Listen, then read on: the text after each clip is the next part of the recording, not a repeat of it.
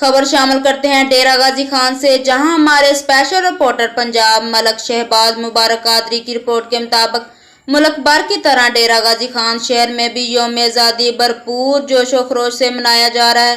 डेरा गाजी खान में सुबह होते ही हर तरफ मिली नगमे गूंज उठे।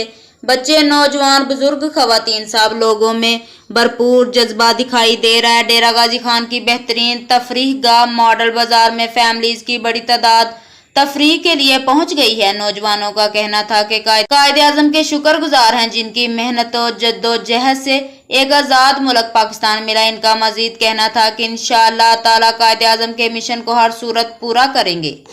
तू हमारी वफा का साया, चाँद चमके